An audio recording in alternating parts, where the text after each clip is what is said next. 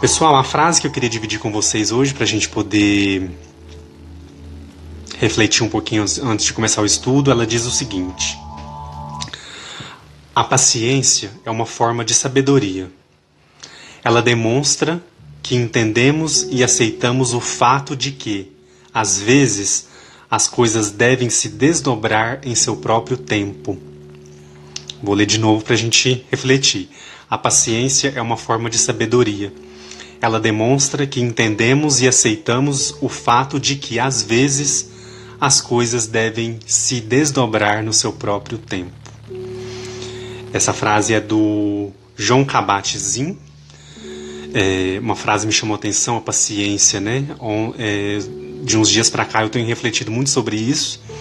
E por mais que às vezes a gente não tenha paciência com algumas coisas, com algumas situações, a gente tem que entender que cada coisa, cada situação, cada momento vai se desdobrar no seu devido tempo. E tudo passa, né, pessoal? Tudo se desloca, tudo se modifica. Nem a alegria, nem a tristeza são permanentes. Então eu acho que a paciência é realmente essa forma de sabedoria, que a gente possa tentar exercê-la aí no nosso dia a dia. É difícil? É difícil. É complicado? É complicado. Mas a doutrina espírita está aí para nos alertar, para nos ajudar e também nos acompanhar nesse processo, né? Vamos lá, então? Pessoal, eu vou travar os comentários agora, para a gente poder, então, avançar no estudo que a gente precisa fazer. E aí, logo depois, eu abro um pouquinho para a gente conversar, tá bom? Vou pedir licença aqui para vocês só um pouquinho, para a gente... Isso. A gente consegue concentrar melhor, né? Vamos lá? Pessoal, na semana passada nós falamos então sobre os itens 1, 2, 3, 4, 5 e 6 da introdução do Livro dos Espíritos, certo? Nós falamos sobre esses pontos e, engraçado ou não, né? Embora seja coincidência ou não, esses primeiros 6 itens eles vão trazer as informações sobre os princípios da doutrina espírita. O próprio Kardec fala isso. Aliás, ele vai considerar o resumo da doutrina espírita, essas 6 partes primeiras que nós já estudamos. Então, só para finalizar rapidamente, a última parte, a parte 6, para mim é uma das partes mais interessantes de toda a introdução. Eu comentei com vocês um pouquinho sobre a classificação que ele começa a trazer, sobre a classe dos espíritos, que isso vai ser aprofundado depois lá na questão 100 do Livro dos Espíritos. E então eu comentei superficialmente, porque nós vamos chegar lá na questão 100 e a gente vai ter tempo para se dedicar a toda a classificação que Kardec faz. E aí então, logo depois, ele faz mais algumas considerações interessantes. Eu queria só comentar rapidamente com vocês para a gente passar para o item 7. Que aí nós vamos do item 7 até o final, né? Vamos ver se vai dar tempo. Eu espero que sim. Mas olha só, ele vai fazer alguns comentários. Eu vou só trazer aqui para a gente poder, só para a gente poder se situar. Quem leu vai achar facilmente aí. Quem não leu depois, se quiser dar uma olhada, se quiser fazer uma leitura, vai também identificar esses pontos. Kardec aqui, logo depois, quando ele fala dessa questão da classificação, da ordem dos espíritos, né? Ele vai dizer alguns pontos para nós. Um deles é o seguinte: a vida material é uma prova. Então Kardec já começa logo na introdução aqui, pessoal, já trazer esses elementos, esses ensinamentos que os espíritos foram colocando para ele ao longo da organização do Livro dos Espíritos. Então a gente entender a vida material como uma prova que todos nós encarnados estamos sujeitos, estamos atravessando, estamos passando. Entender também que nós vivemos múltiplas encarnações na Terra ou em outros mundos também, não só no planeta Terra. Então vocês imaginem vocês naquela época, né? Kardec falar isso, trazer essa informação, né, que os espíritos trouxeram, múltiplas encarnações na Terra e em outros mundos, quer dizer, amplia bastante aí a percepção até do próprio homem, né? Então o homem, então, ele percebe que a Terra não é o único planeta, que existe vida, existe outras formas de vida em outros planetas, né, em outros mundos. Ele vai dizer também a encarnação dos espíritos sempre acontece na espécie humana, que é uma crença que eu acredito já é bem antiga, né? Já é bem anterior, de que poderia acontecer encarnação de ser humano em animal. E aí aqui ele traz essa informação de que isso não seria possível. E logo depois isso vai ser tratado nas demais obras da codificação. E aí, só para continuar aqui um pouquinho, ele vai também tecer alguns comentários sobre... olha só, as diferentes existências corporais do espírito são sempre progressivas e nunca regressivas, quer dizer, o espírito ele sempre vai progredir, ele sempre vai avançar. Ele não tem como ele perder o que ele adquiriu de conhecimento, de virtudes, principalmente. Então, é sempre progressivo, nunca regressivo. Então, se eu tenho uma encarnação hoje em que eu estudo, me dedico, aprendo muita coisa, tento ampliar aí o máximo a minha gama de conhecimento, isso não se perde, né? Isso fica gravado, isso fica intrínseco ao meu espírito. Essas informações, esse conhecimento, e é um progresso. A cada encarnação a gente vai reunindo informações, vai reunindo conhecimentos, e nunca é regressivo, a gente não perde isso. Isso vai se somando ao nosso ser, né? Mas ele faz uma ponderação aqui também, mas a velocidade do progresso depende dos esforços que faça para atingir a perfeição. Então cada um de nós vai empregar um esforço diferente para atender esse progresso.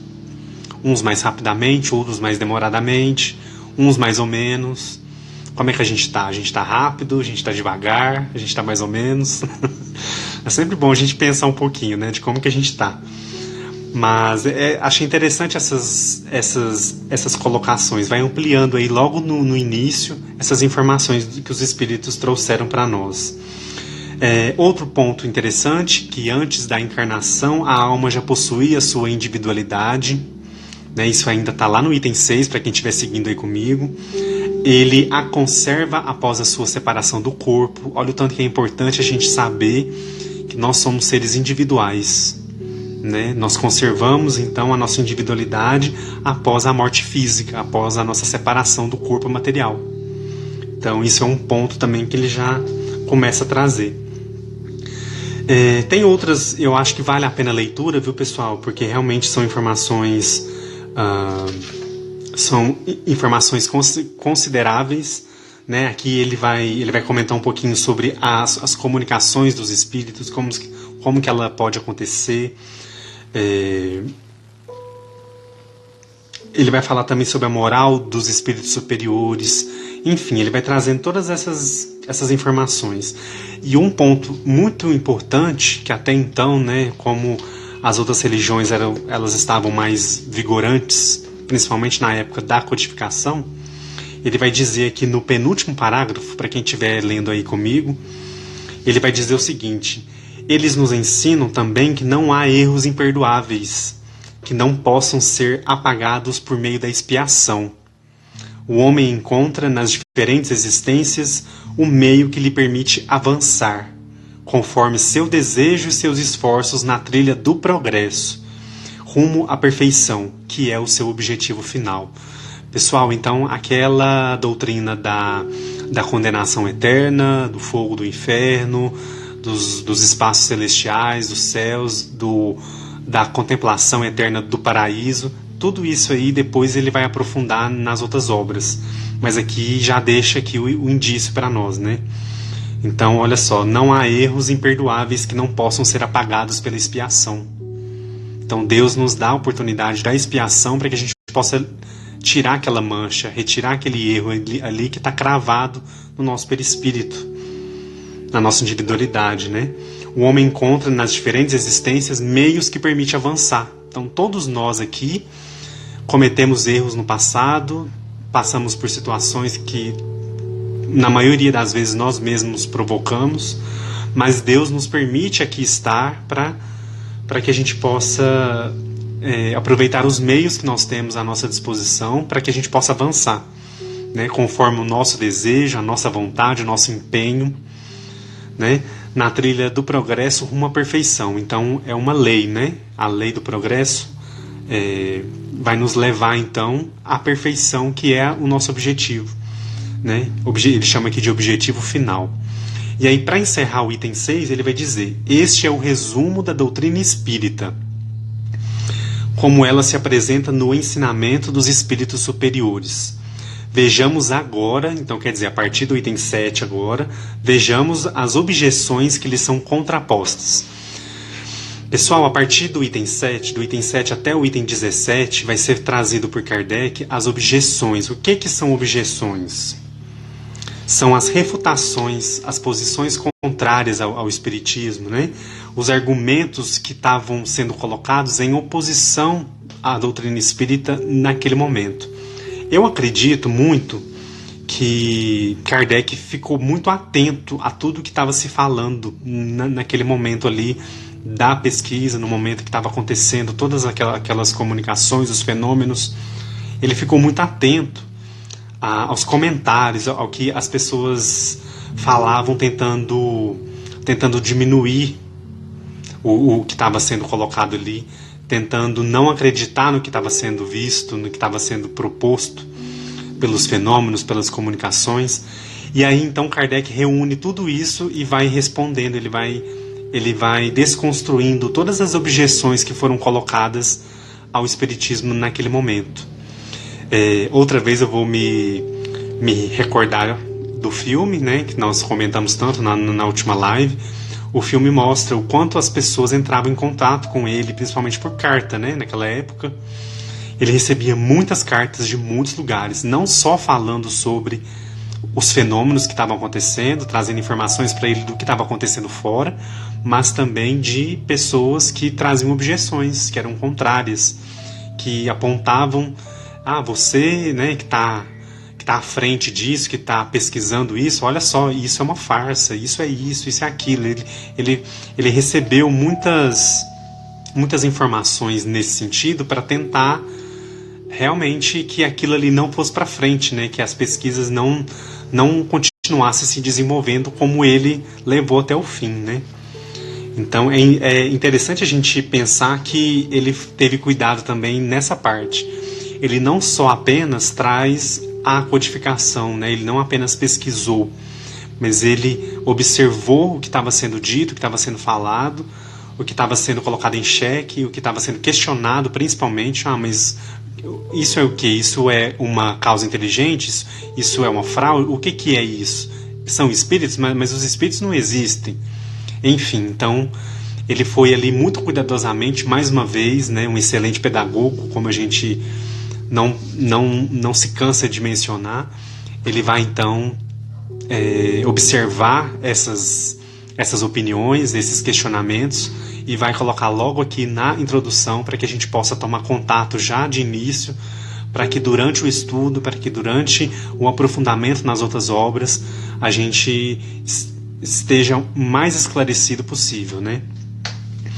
Quando a gente começa aí no item 7, ele vai dizer o seguinte, logo no comecinho aí: todo homem que se formou numa especialidade prende a ela todas as suas ideias. Afastem-no de sua especialidade e com frequência ele perde o bom senso. O que quer dizer isso, pessoal? Todos nós temos uma área de formação, uma área de uma forma de olhar um objeto. Todos nós temos. Se eu sou um médico, eu vou ter toda uma metodologia para olhar para uma situação. Se eu sou professor, eu vou ter outra metodologia. Se eu sou um artista, eu vou ter uma outra metodologia. Se eu sou das ciências matemáticas, físicas, química, enfim, eu vou ter um outro olhar. Então é isso que ele está querendo dizer aqui, ó, que é essa especialidade. A gente prende a nossa visão a essa especialidade a qual nós estamos familiarizados, né? Afastem-no de sua especialidade, olha só, e com frequência ele perde o bom senso, pois quer submeter tudo a uma mesma forma. Trata-se de uma consequência da fraqueza humana. Então, se eu sou um ator, vou usar o meu caso pessoal aqui, para a gente poder exemplificar. Eu sou um ator formado, graduado. Então, eu passei por uma experiência acadêmica, né? Fiz leituras, fiz trabalhos, fiz vários experimentos, tive várias experiências artísticas e isso me moldou como pessoa. Isso me ajudou a falar aqui com vocês, isso me molda de várias formas. Então, a partir do momento que eu vou olhar para um texto, principalmente eu que durante a faculdade, né, me dediquei muito a essa área de olhar um texto, como que eu vou decorar um texto, como que eu vou entender o que está escrito ali, como que eu vou interpretar aquilo ali. No meu caso específico, eu vou ter uma forma de olhar aquele texto, aquela situação, aquele objeto. Uma outra pessoa, um engenheiro, por exemplo, ele vai ter uma outra forma. Ele talvez vá mais pela lógica. E aí, cada um, então, vai ter esse direcionamento. Então, isso trata-se, de alguma forma, de uma limitação nossa. Ele chama aqui de fraqueza humana. Mas eu entendo mais como uma limitação. Eu não vou poder olhar para um cálculo, eu sendo ator, não vou poder olhar para um cálculo da mesma forma que o engenheiro olha. Ele vai olhar e ele vai saber exatamente o que ele tem que fazer, como solucionar aquilo ali. Eu, enquanto da área de humanas, né, dando um exemplo, eu já vou procurar, se eu fosse me debruçar sobre aquilo, eu teria que procurar como que eu vou resolver, qual é a forma, quais são as opções que eu tenho ali para poder... Levaria muito mais tempo, certo? Mas só para a gente ter essa noção do que Kardec está querendo dizer aqui para nós. E aí, quem tiver aí comigo, vamos dar uma olhadinha rapidinho aqui, quando Kardec diz o seguinte: as ciências comuns se apoiam nas propriedades da matéria, que podem ser experimentadas e manipuladas à vontade. Os fenômenos espíritas se apoiam na ação de inteligências que têm vontade própria e nos provam a todo instante não serem submetidas ao nosso capricho. Olha só, os fenômenos espíritas se apoiam na ação de inteligências que têm vontade própria e nos provam a todo instante não serem submetidas ao nosso capricho. Então aqui ele já vai então começando a trazer essa diferenciação para nós, né? O que é os fenômenos espíritas? A gente pode olhar para eles da mesma forma que a gente olha as ciências comuns? Eu acho que o grande questionamento aqui que Kardec vai colocar para nós é esse questionamento. A ciência, ela tem condição de, com as ferramentas que ela obtém, de analisar os fenômenos espíritas? Analisar aquilo que estava acontecendo ali naquele momento?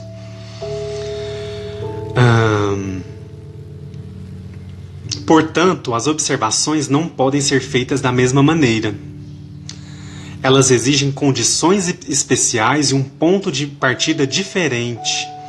Querer submetê-las aos procedimentos ordinários de investigação seria estabelecer analogias que não existem.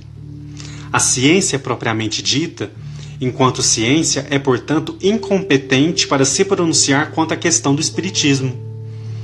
Não cabe a ela encarregar-se desse assunto, e qualquer que seja o seu parecer, favorável ou não poderia ter valor algum.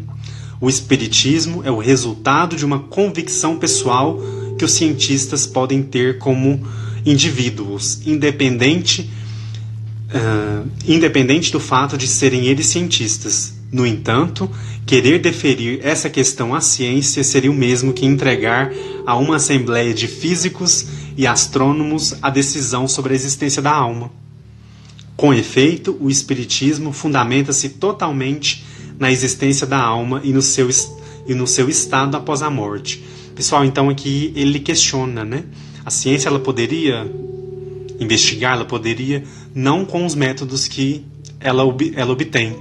Então ela não conseguiria então se pronunciar de uma forma correta. Ela teria as dificuldades, e mesmo ela sendo favorável ao espiritismo, ela ainda não conseguiria então entender o viés que estava chegando ali, que estava sendo colocado.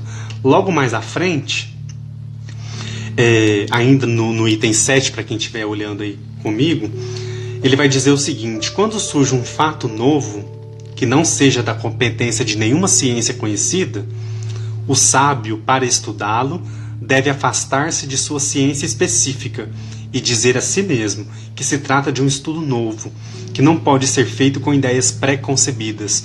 Então, uma coisa que Kardec se deparou, eu imagino, naquele momento que ele estava fazendo as pesquisas, que ele estava tomando ciência de tudo que estava acontecendo, é com essas ideias pré-concebidas. Então, tudo que ia acontecendo e ia surgindo, as pessoas refutavam ou elas já vinham com alguma ideia. Isso acontece por isso. Isso não existe. Então as pessoas estavam ali cheias de não só preconceitos, mas ideias mesmo pré-concebidas para não aceitar aquilo que estava sendo, né, investigado, colocado, a cada vez mais subsidiado. Então ele faz essa observação que eu acho importante, né?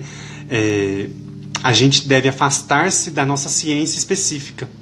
Então, se eu sou um físico, se eu sou um humanista, se eu sou um professor, ou então alguma outra profissão muito técnica, muito científica, eu devo me afastar de tudo ali que eu já tenho concebido, que eu já tenho ali de prática, para poder olhar, lançar um olhar novo, pessoal. Isso é muito importante. Um olhar novo para aquilo que estava sendo posto, que estava sendo investigado, que estava sendo pesquisado, que Kardec estava ali se debruçando. Então, muita gente, eu acredito, não tenha compreendido o Espiritismo no seu começo, justamente por não querer se debruçar com um estudo sério, e mais ainda, né, quando ele fala aqui, afastar-se da sua ciência específica. Então, se eu sou um físico, eu só vou olhar esse objeto, vou olhar esses fenômenos, as mesas girantes, as comunicações, pelo viés físico. Alguma razão física tem que ter aqui. Então, se eu não encontro, isso é outra coisa. E aí eu não consigo desenvolver. Então, quer dizer, isso dá ideia para nós de que aquilo ali está amarrado, aquilo ali não se desenvolve. Então, Kardec traz essa percepção para a gente poder, então, já que nós estamos na introdução do estudo da doutrina espírita, para que a gente também tenha esse cuidado. Porque isso pode acontecer também atualmente, né? A gente não olhar de uma forma maior, de uma forma ampliada, de uma forma que não seja preconcebida. É isso. Eu não sei se é isso mesmo, então eu preciso passar pelo estudo. Ele chama aqui, né? Estudo sério. Estudá-lo. Afastar-se para um estudo novo. Então a gente tem a consciência, na verdade, de que aquilo ali é um objeto novo de observação, de estudo. Então ele conclama as pessoas, né? Vamos olhar isso de uma forma nova e não com o que a gente está acostumado desde até então, para que a gente possa tirar o melhor proveito do que é realmente essa doutrina que está sendo mostrada ao mundo, né? E aí, pessoal, vamos passar então para o item 8, porque quando Kardec também nos orienta com relação a isso, já no item seguinte, o que ele vai falar? Ele vai incentivar, ele vai colocar para nós a importância que tem um estudo sério do Espiritismo. Então eu até enumerei aqui como um título. Se eu fosse dar um título aqui para esse item 8, seria Estudo Sério do Espiritismo. Né? Ele vai dizer que acrescentemos que o estudo de uma doutrina, como é o caso da doutrina espírita, só pode ser feito de maneira proveitosa por homens sérios, perseverantes, isentos de ideias preconcebidas e impulsionados por um firme e sincero propósito de alcançar um resultado. Pessoal, eu achei tão interessante isso aqui, porque isso eu acho que retrata um pouco a gente quando a gente está começando, né? Quando a gente está começando os estudos. Não sei quem aí está assistindo, que está começando agora, que tem vontade de aprender, que está aí todo empolgado. Eu acho que é um pouco isso mesmo, né? Um firme e sincero propósito de se alcançar um resultado. O que é o resultado? É a gente compreender, a gente ampliar o nosso conhecimento, a nossa visão. Então, se a gente conseguir isso, é porque realmente a gente está levando o estudo de uma forma correta, de uma forma séria. Achei muito interessante mesmo. E aí, logo no segundo parágrafo, Kardec vai dizer para nós o que caracteriza um estudo sério é a continuidade com que é encaminhado. Pessoal, eu já comentei com vocês aqui algumas vezes, em algumas oportunidades, com relação a isso, né? Então, o que a gente aprende com as comunicações, com as orientações que nós vemos aí o tempo todo durante as mensagens, por exemplo, que o estudo do Espiritismo, ele é constante. Aí a pessoa vira e fala, mas eu já tenho 40 anos que eu estudo as obras, que eu frequento uma casa espírita, eu acho que eu não preciso mais estudar. Aí a gente pega esse trecho aqui, né, de Kardec e mostra para essa pessoa que pensa isso, né? O que caracteriza um estudo sério é a continuidade. Então, enquanto a gente continuar estudando, continuar buscando, continuar lendo, fazendo relações, se eu já estudei então os livros da codificação, olha quantas obras que nós temos aí complementares, quantas obras que nos ajudam a entender a codificação. E aí, se eu estou lendo essas obras, necessariamente eu vou consultar a codificação, que é a fonte primária, né? Que é o objeto que aquela obra secundária está estudando. Então, necessariamente eu vou estar em contato ainda com a codificação e o estudo segue, né? De uma forma contínua. Então, isso é muito importante a gente reforçar. Não é porque eu estudo há 20 anos que eu não preciso estudar mais. Pessoal, a gente precisa continuamente estar em contato com as leituras, com os textos. Mas eu já li. Mas se você leu há 10 anos atrás, hoje se você pegar o mesmo livro, o mesmo texto, você vai ler de uma maneira diferente. Hoje mesmo eu ouvi um comentário de uma pessoa muito próxima a mim, que disse que, nossa, você postou aquele trecho e eu já li aquela parte do Evangelho tantas vezes, mas eu nunca me dei conta daquele trecho que você postou.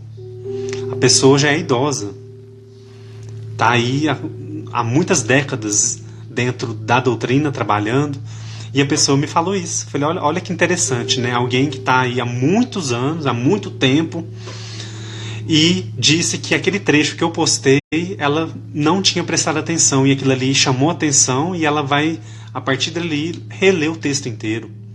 Então, olha só a importância que tem a gente estar realmente sempre nesse estudo constante, né? E aí ele diz aqui, né? Uma questão, muitas vezes, de tal complexidade que, para que seja esclarecida, exige questões preliminares ou complementares. Todo aquele que deseja adquirir um saber deve fazer disso um estudo metódico, começando pelo começo, que é o que nós estamos fazendo aqui, começando lá da introdução do Livro dos Espíritos, começando do começo e seguindo o encadeamento e o desenvolvimento das ideias. Né, pessoal? É isso que nós vamos tentar fazer aqui durante todo esse ano. Nós vamos, depois de tantas lives, de tantos assuntos que nós já falamos, de tantos trechos, de tantos textos, nós vamos voltar no início, que é o Livro dos Espíritos, a introdução, para a gente poder, então, fazer isso que ele está falando aqui, que é começar pelo começo e seguir um encadeamento de ideias, né, que vai ajudar a gente a desenvolver tudo que a gente for estudar depois. Então eu faço essa relação aí com o que a gente está fazendo aqui agora, que é realmente esse desejo de continuar esse estudo, né, de uma forma metódica, no sentido da continuidade, né, constante.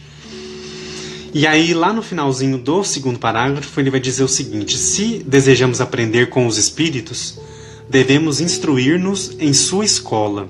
Porém, assim como ocorre entre nós, é preciso escolher os professores e trabalhar com assiduidade.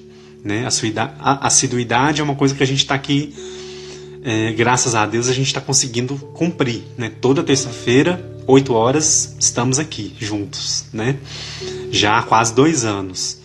Então, realmente é importante a gente escolher as ferramentas, os livros, as leituras, né, as pessoas que estão com a gente, e também cumprir uma assiduidade que é muito importante para que a gente não recorra ao estudo de uma forma aleatória.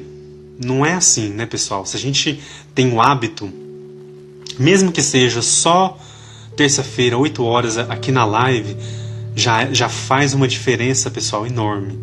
E se vocês ainda conseguem ler o texto antes da live, melhor ainda. Que aí vocês já estão se preparando para tudo que a gente vai conversar aqui, e aí o aprendizado vai ser mais ampliado, vai ser mais bem aproveitado por todo mundo. Porque aí, se isso for mais bem ampliado na nossa cabeça, na nossa percepção, vocês vão dividir aqui com a gente, e aí a gente aprende com o que o outro está aprendendo, está retendo de conhecimento, né?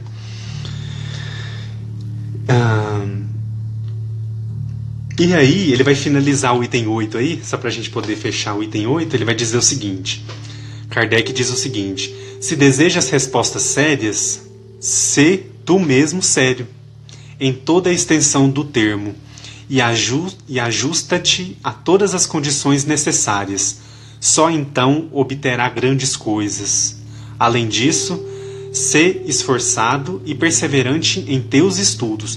Olha só, pessoal, Kardec fala, além disso, seja esforçado e perseverante em teus estudos, pois sem isso os espíritos superiores te abandonam, assim como faz um professor com os alunos negligentes. Pra gente pensar, né? Um puxão de orelha aqui que Kardec já coloca para nós, né? Então, se a gente tem um hábito, pessoal, se a gente tem um hábito constante, né? Assíduo, ou igual a gente tem aqui, com certeza, pessoal, há uma equipe espiritual, há a espiritualidade aqui acompanhando a gente. Por quê? Porque a gente está perseverante, né? A gente está se esforçando, nós estamos juntos aqui, é um ambiente saudável, é um ambiente que algumas pessoas entram até uma vez só e elas se sentem bem, se sentem alegres, porque conseguem sentir, né, toda esse acompanhamento que nós temos da espiritualidade, né, que está com a gente aqui, porque nós estamos juntos nos esforçando para entender a doutrina do Cristo. Então é realmente uma coisa que, além de ser uma grande responsabilidade, nos traz muita alegria. Porque a gente sabe que com o compromisso, com a assiduidade, eu não digo nem o compromisso com o estudo, mas o compromisso com a gente mesmo, né? A gente mesmo assume esse compromisso de estar aqui nesse momento, e também além dos compromissos que nós assumimos na casa espírita que nós participamos, enfim. E aí tudo isso vai sendo somado para que a gente possa estar sempre na companhia dos espíritos superiores, dos espíritos que nos auxiliam, dos nossos mentores, dos nossos, né, que nos ajudam tanto e nos inspiram, né, grandes, como ele diz aqui, né, grandes coisas, né? Muito bom. Eu vou abrir um pouquinho o comentário, só para a gente poder ver se tem alguma dúvida até aqui, para a gente poder entrar no item 9.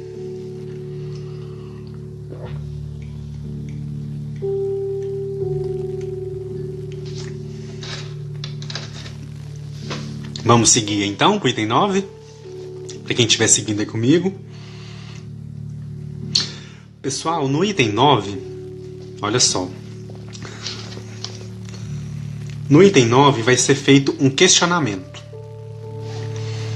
Porque chega, olha só, o que fala aqui logo no comecinho, eu achei muito, muito interessante, olha só. Lá no item 9 diz o seguinte, assim, logo no comecinho, né?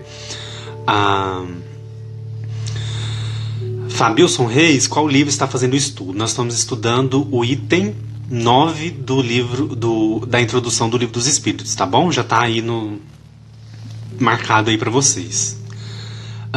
O item 9 começa assim: o movimento dos objetos é um fato comprovado. Fato comprovado. A questão é saber se nesse movimento há ou não uma manifestação inteligente. E em caso afirmativo, qual a origem de tal manifestação?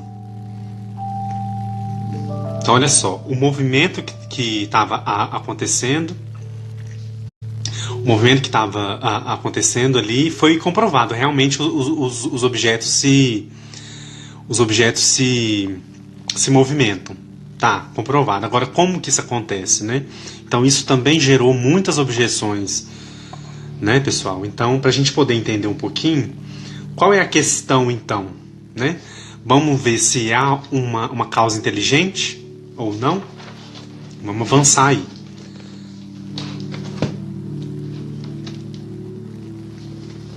Kardec, então, pessoal, nesse ponto aqui, ele não está falando especificamente sobre as mesas girantes. Aqui ele vai dizer especificamente sobre a escrita, tá bom? A escrita, no filme mostra um pouquinho para nós aquela cena onde é colocado um lápis dentro de um cesto e aquele cesto se movimenta, né, como se o lápis estivesse ali escrevendo, trazendo alguma resposta. Então é essa movimentação ali que aconteceu de várias formas para que viesse a escrita, a comunicação. Então ele vai falar então da escrita obtida com a ajuda de um objeto qualquer, ao qual esteja acoplado um lápis ou uma cesta ou uma prancheta, que é esse exemplo do filme. Vocês lembram de uma cena do filme onde eles só colocam, no filme Kardec, tá, que eu estou dizendo, que eles só colocam o objeto em cima da mesa e ali estão todos os médiuns ali concentrados, e aí os objetos começam a se movimentar. Geralmente tem um lápis ali, e aí aquela movimentação vai resultar em uma comunicação, né, em algo escrito. Como explicar a natureza das respostas quando estas superam todas as ideias e conhecimentos do médium? Então, pessoal, aqui vai ser colocado também em questionamento sobre os médiums, tá? E notem-se bem que não se trata de respostas monossilábicas, mas quase sempre de várias páginas escritas com a mais espantosa rapidez, espontaneamente, ou sobre um assunto determinado, né?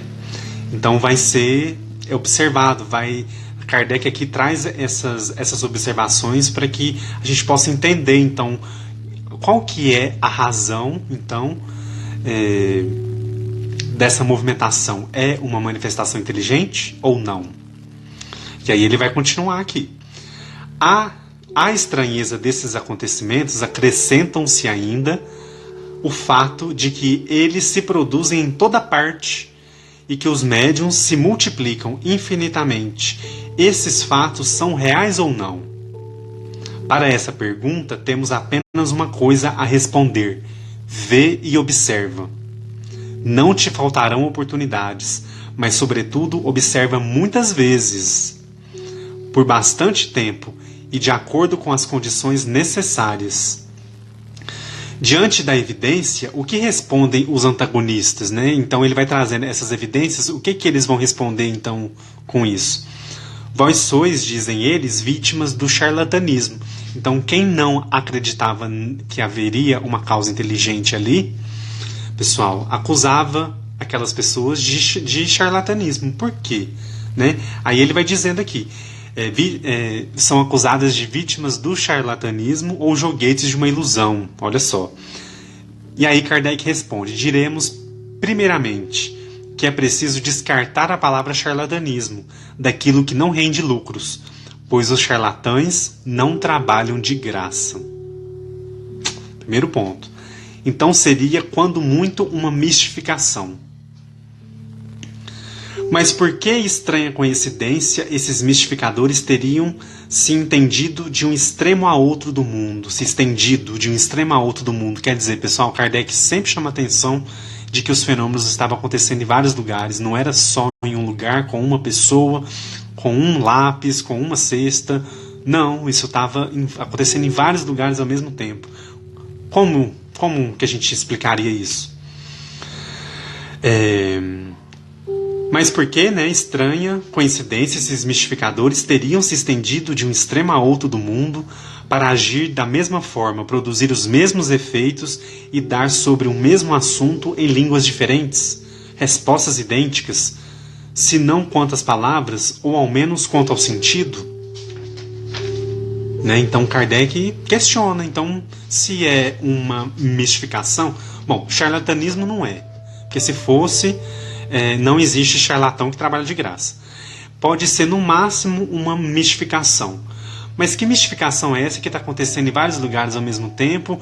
Lembrando, né, pessoal, que não existia internet naquela época, né? A comunicação era extremamente demorada. Então não haveria condições de falar, olha, faz isso aí do mesmo jeito que eu estou fazendo aqui. Não, estava acontecendo assim em todos os lugares e ele foi tendo as notícias de que estavam acontecendo.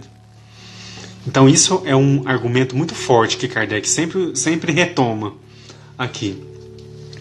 E aí ele vai dizer para nós então um pouquinho mais aqui.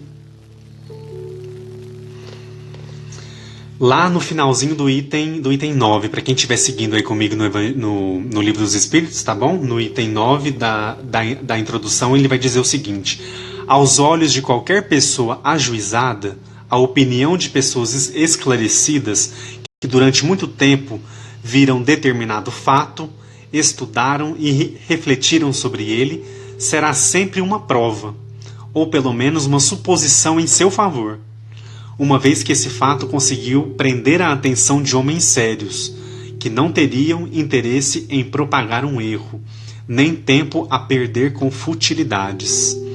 Né, pessoal, olha só como que Kardec vai amarrando ali as objeções, né? Ah, mas será que isso é uma causa inteligente? Tá, mas pessoas estavam acompanhando ali, né? Pessoas estavam realmente estudando, refletindo sobre aquilo, e pessoas sérias, né? Pessoas realmente que tinham ali um crivo, né? Para ser quebrado, para ser realmente para que aquilo ali que estava acontecendo, os fenômenos, eles pudessem passar aquele crivo intelectual, aquele crivo científico também. Né? Então, essas pessoas, elas não queriam propagar um erro. Então, elas estavam estudando, estavam observando e estavam acompanhando aquilo ali que estava acontecendo. E se fosse uma fraude, se fosse um erro, se fosse uma futilidade, eles não estariam ali. Estariam fazendo outra coisa, estariam se dedicando a outra atividade. Então, Kardec também faz essa observação para nós. E aí, vamos entrar no item 10, para a gente poder avançar um pouquinho. No item 10, pessoal, para quem estiver seguindo aí comigo, né? Há objeções ponderáveis, pelo menos aparentemente, porque resultam de observação e são feitas por pessoas sérias. Então, mais uma vez, ele retoma essa informação. São feitas por pessoas sérias. Tem algumas objeções que são até ponderáveis. Realmente, né? Pode surgir essa dúvida, pelo menos aparentemente, mas aí depois, com a pesquisa, com a averiguação, ele vai mostrando, ele vai trazendo as respostas necessárias para essas objeções. Né? Uma dessas objeções que a gente está falando aqui é sobre a linguagem de certos espíritos. Né? Linguagem aqui, pessoal, a gente vai entender no sentido de características, tá bom?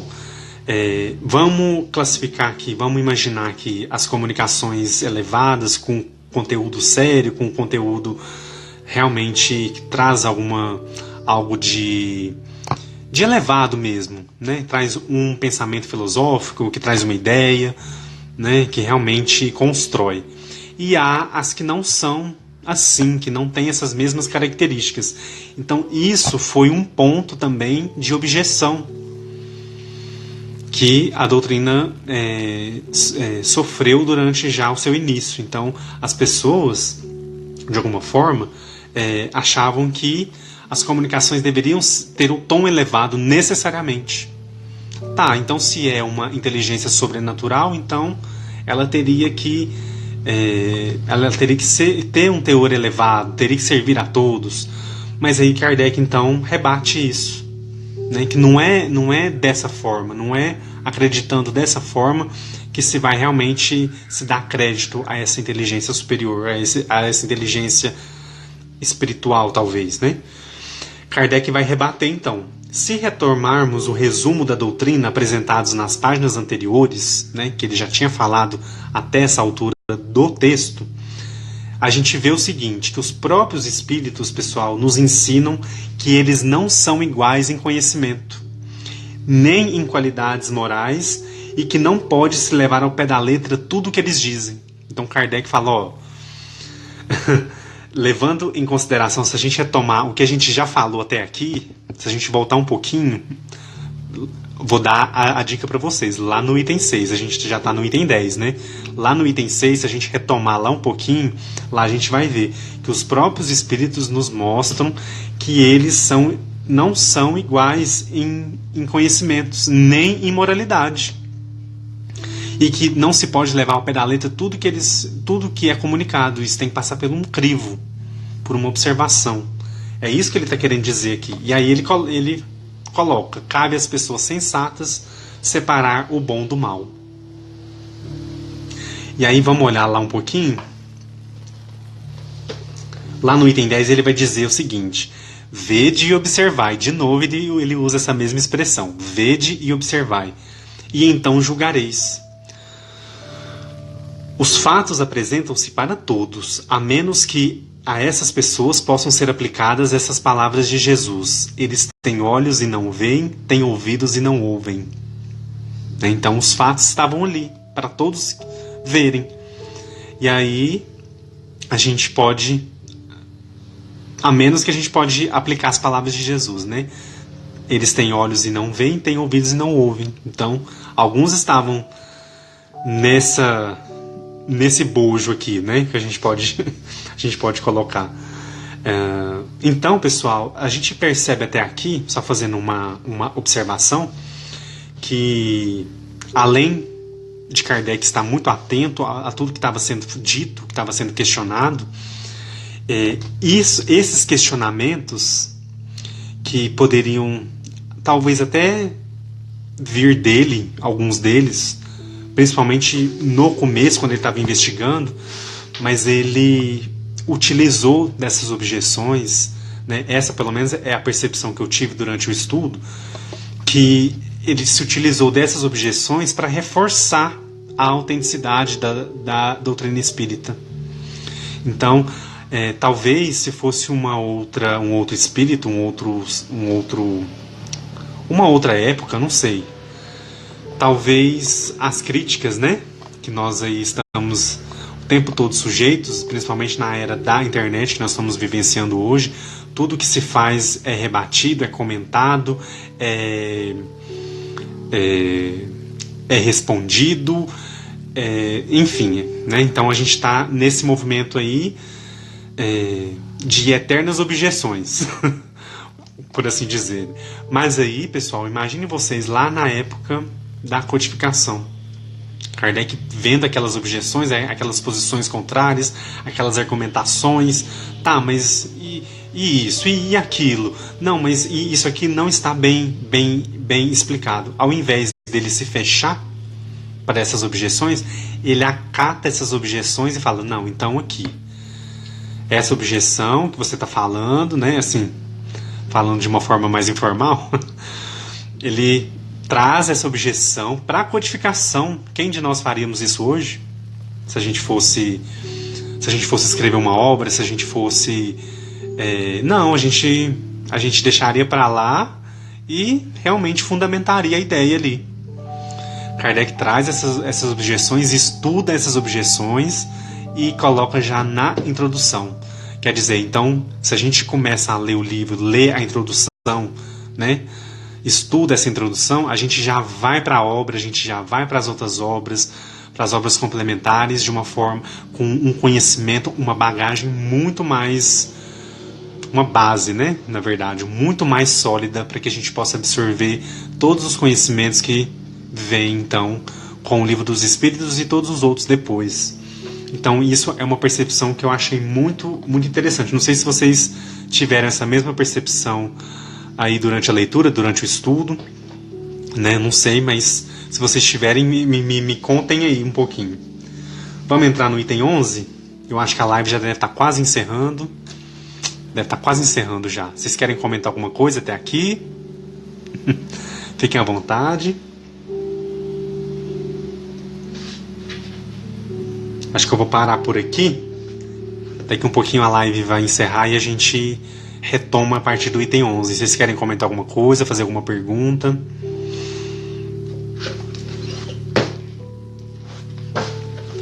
Não? Tá sem dúvidas? Pessoal, eu acho que esse texto ele é um grande incentivo, né? Como eu disse para vocês, para que a gente continue estudo constante.